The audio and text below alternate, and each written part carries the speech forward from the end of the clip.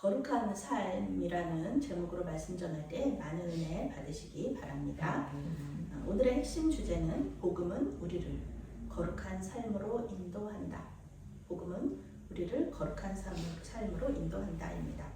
사도행전의 저자인 누가는 24장, 오늘 시작이죠. 24장부터 26장까지 사도 바울이 당시의 정치 지도자들 앞에서 담대하게 복음을 증거하는 모습을 우리에게 보여주고 있습니다. 미결수의 신분으로 이제 재판을 받으면서요, 자신을 변호하는 형식으로 이제 복음을 전하게 됩니다. 오늘 말씀에서 사도 바울은 드디어 정식으로 재판을 받게 되는데요. 유대의 종교 지도자들이 변호사를 통해서 정식으로 사도 바울을 고소를 했기 때문에 이 모든 일들이 벌어지게 됩니다.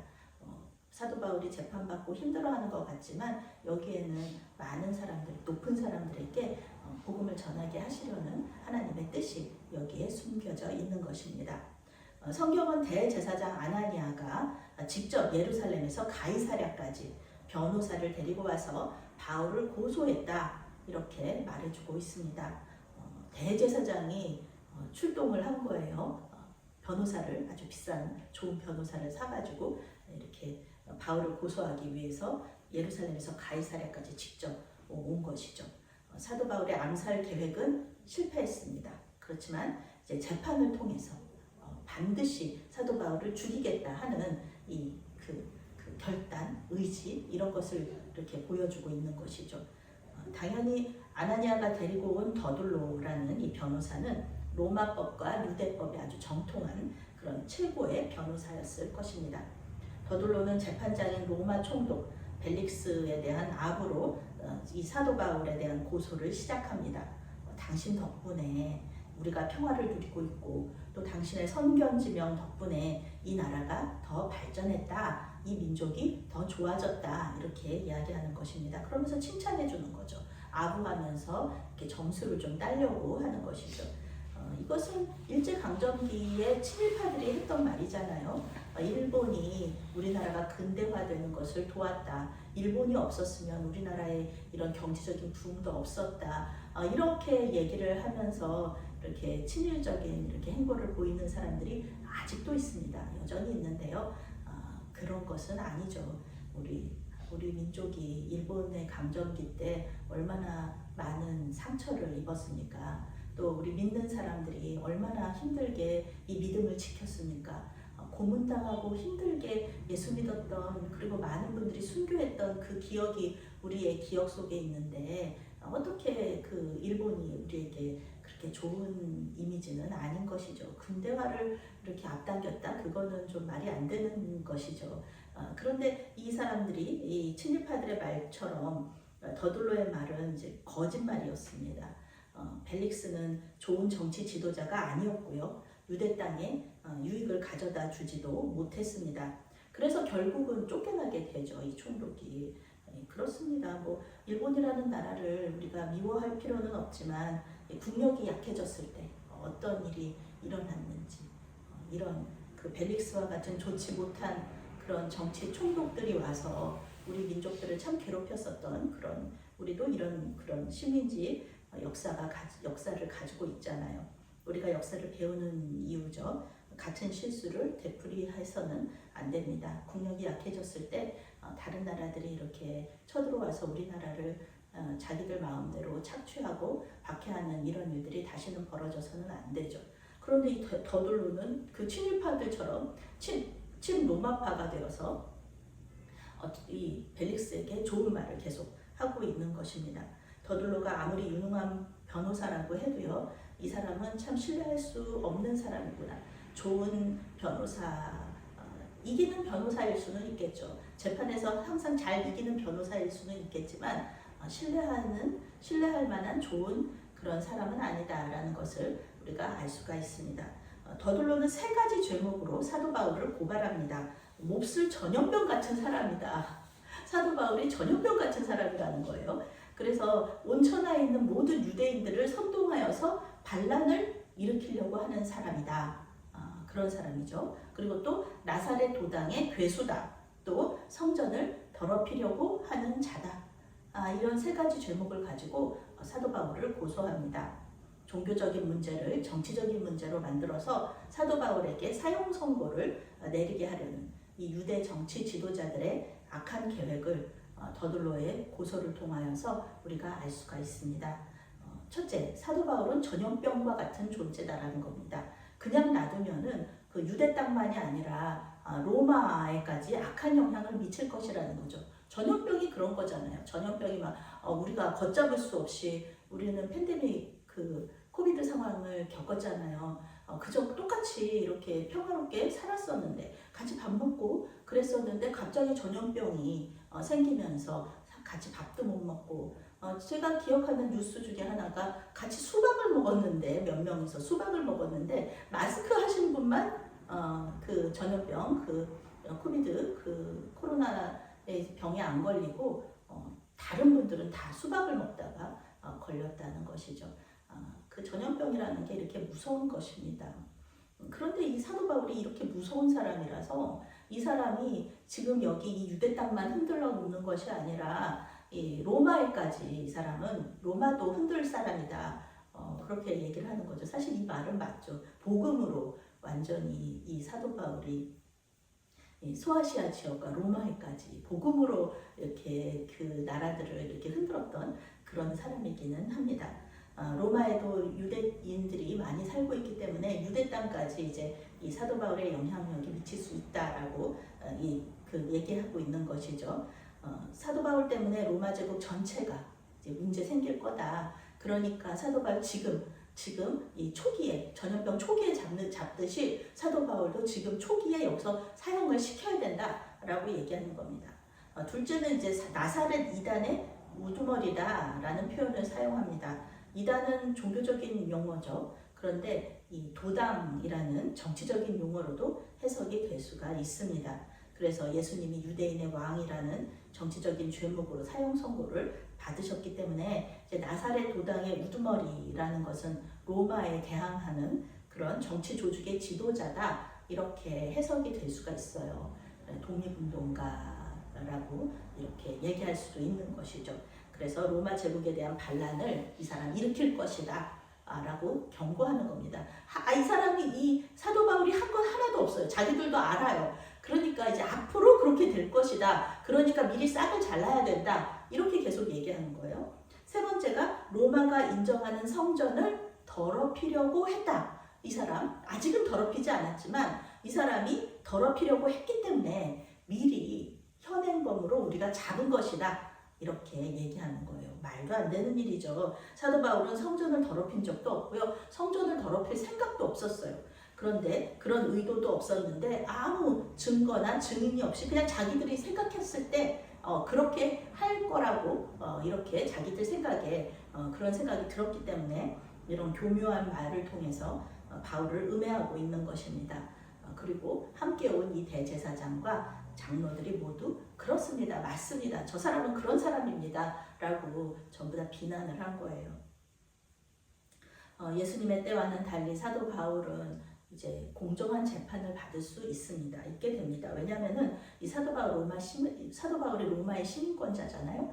그러니까 예수님하고는 달리 예수님은 로마 시민권자가 아니셨으니까 그런 말도 안 되는 그런 재판을 받으셨지만 이 사도 바울은 로마의 시민권자이기 때문에 공정한 재판을 받게 되죠. 벨릭스는 사도 바울에게 변호할 기회를 줍니다. 사도 바울은 변호사도 없어요. 그냥 자기가 변호해야 되는 거예요. 사도 바울은 벨릭스의 재판장으로서의 권위는 인정합니다. 그리고 공정한 재판을 진행해 달라고 그렇게 부탁을 하는 거예요. 아부하지는 않고 그저 공정한 재판장님이 공정한 재판을 해주십시오. 이런 얘기는 할 수 있는 거니까. 그래서 사도 바울은 더둘로의 고소가 근거가 없다 이렇게 주장하면서 자신을 변론합니다. 더둘로의 고소에는 증거와 증인이 없다는 아주 근본적인 문제를 가지고 있죠. 사도 바울은 이 사실을 지적하는 거예요. 그래서 첫째, 사도 바울은 자기가 예루살렘에 들어온 지 12일밖에는 안 됐다는 거예요. 그런데 무슨 정치 집단을 조직해서 그 반란을 도모할 시간이 있었겠느냐 이렇게 말하는 거죠. 열이틀밖에 안 됐는데 무슨 조직을 하겠느냐. 소란이 일어났던 것도 내가 일으킨 게 아니라 저 유대인들이 일으킨 것으로서 자기는 아무런 상관이 없다라고 얘기합니다. 둘째, 자기는 나사렛 이단을 따르는 것은 인정해요. 이 나사렛 이단을 따르는 사람이에요. 저 사람들이 말하는. 그런데 그것은 이단이 아니다. 이단이 아니다. 우리는 유대교의 한 분파다라고 얘기합니다. 유대인들과 같은 하나님을 섬기고요. 같은 성경을 믿고요. 그리고 의인과 악인의 부활의 소망을 가지고 있다라는 것입니다. 로마가 인정하는 유대교 그리고 자기가 믿는 기독교 이것이 다른 게 아니다. 오히려 기독교가 유대교의 완성이다라는 이야기를 하고 있는 것입니다. 맞죠. 예수님께서 율법의 완성을 위해서 오신 분이시잖아요. 우리 예수님께서는 유대교뿐만 아니라 온 세상을 유대인들만이 아니라 온 세상을 구원하시기 위해서 오신 더 크신 분이시죠. 사도 바울은 부활의 소망을 가지고 있기 때문에 하나님과 사람에 대해서 나는 아무것도 거리낄 것이 없습니다 라고 말합니다. 나는 항상 양심에 거리낌이 없기를 힘쓴다. 예수님께서 재림하시는 심판의 날에 모든 사람들이 상급과 형벌이 있을 것이기 때문에 나는 하나님과 사람 앞에서 부끄러운 일은 나는 하지 않겠다. 그러면서 그런 일을 하지 않았고 앞으로도 하지 않을 것이다. 라고 이렇게 자기의 무죄를 주장하고 있는 것입니다. 오늘 말씀에서 사도 바울은 언제나 거리낌 없는 양심, 그것을 간직하려고 자기가 노력하고 있다고 얘기해요. 그가 거룩한 삶을 살고 있다 이렇게 말하는 것입니다. 거룩한 삶은 하나님의 말씀에 순종하여서 윤리적이고 도덕적인 삶을 사는 것을 말합니다. 이러한 거룩한 삶을 사는 이유로 사도 바울은 부활의 소망을 이야기하고 있습니다. 다시 오실 예수님께서는 이제 심판주로 오시잖아요. 그때 우리를 심판하실 때 우리가 이 세상에서 살았던 이 모든 삶에 대해서 책임을 져야 한다는 것이에요. 의인은 상급을 받고 악인은 형벌을 받을 것입니다. 예수천당 불신지옥, 요즘은 이런 얘기 많이 안 하죠. 예수천당 불신지옥. 그렇지만 이것은 굉장히 강력한 기독교의 교리이기도 합니다. 그러면 사도 바울이 심판을 두려워하여서 억지로 거룩한 삶을 사는 것일까요? 나는 예수님께서 다시 오시면은 난 벌받기 싫어. 나는 그래서 하나님 잘 믿고 말씀에 순종하는 거야. 이런 의미로 이런 말을 했을까요? 이 사도 바울은요, 지금 거룩한 삶에 대해서 이야기하고 있는 것 같이 느껴지지만 지금 복음을 전하고 있는 거잖아요. 사람이 자신의 능력으로 거룩한 삶을 살 수 없다는 것을 이야기하는 거예요. 이 세상의 모든 종교는 윤리적이고 도덕적인 삶을 살라고 얘기해요. 어느 종교에서 사람 죽이라, 마음대로 도둑질해라 이렇게 가르치는 그런 종교가 어디 있습니까? 모든 종교들은 다 윤리적인 삶을 살아라, 도덕적인 삶을 살아라, 사람들을 사랑하고 도와줘라, 다 이렇게 얘기해요. 그리고 윤리적이고 도덕적인 삶을 살 수 있는 방법도 얘기해 줍니다. 열심히 기도하고 또 열심히 또 참선하고 이렇게 그러면서 명상하고 이러면서 자기 자신을 비우고 이런 얘기들을 계속 해주잖아요. 근데 우리 믿는 자들은 이런 윤리적인 삶을 우리 능력으로는 살 수가 없다. 이것을 우리는 잘 알고 있잖아요. 우리 능력은 그것을 할 수 없는 능력입니다. 아무리 노력해도 안 되는 건 안 되는 거예요. 우리 예수님께서 이 거룩한 삶을 사는 것뿐만 아니라 생각, 이 마음, 이것도 중요한 거잖아요. 우리 예수님께는 그런 생각을 한 것도 죄인 거잖아요. 그렇죠? 그런 음욕을 품는 거, 그것도 죄다. 그렇게 얘기를 하시는데 어느 누가 예수님 앞에서 나는 죄 없어요. 나는 윤리적인 삶을 살았어요. 나는 도덕적인 삶을 살았어요. 나는 거룩한 삶을 살았어요. 라고 얘기를 할 수 있겠습니까? 다른 종교와 기독교의 다른 점이 바로 여기에 있습니다. 다른 종교는 인간의 힘으로 할 수 있다고 얘기해요. 그리고 어떤 종교는 사람이 이렇게 수행을 많이 하면은 신이 될 수 있다라고 말하는 종교들도 있죠. 그런데 우리는 아니에요. 우리 기독교는 우리 힘으로는 할 수가 없다. 그렇지만 성령의 능력을 받으면은 우리가 할 수 있다. 이렇게 믿는 우리는 그런 믿음을 가지고 있잖아요. 사도 바울은 단지 심판에 대해서 이야기하는 것 같지만 그것이 아니라 지금 성령에 대해서 이야기하고 있는 것입니다. 자신이 이렇게 양심에 거리낌 없이 담대할 수 있는 이유, 그것은 성령께서 나와 함께 계시기 때문에 그렇습니다. 라고 말하면서 이제 복음을 전하고 있는 것입니다. 우리는 지금 사순절기를 지키고 있습니다. 거룩한 삶, 절제하는 삶은 복음 전파의 수단이 될 수 있습니다. 우리의 거룩한 삶을 보면서 사람들은 성령의 역사를 경험할 수 있습니다.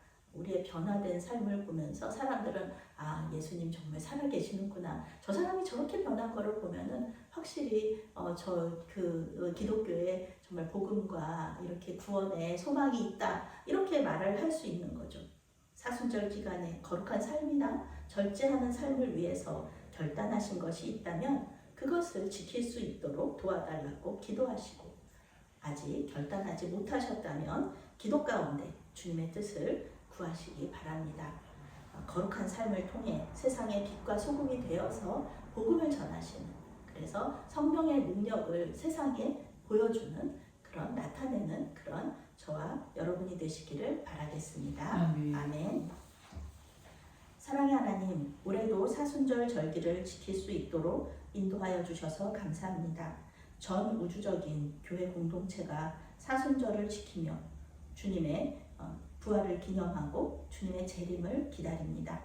심판날에 주님의 상급을 받을 수 있도록 성령의 인도하심에 따라 거룩한 삶을 살게 하여 주시옵소서. 우리를 불쌍히 여기셔서 구원하시기 위해 십자가에서 죽으시고 다시 살아나신 예수 그리스도의 이름으로 기도합니다. 아멘.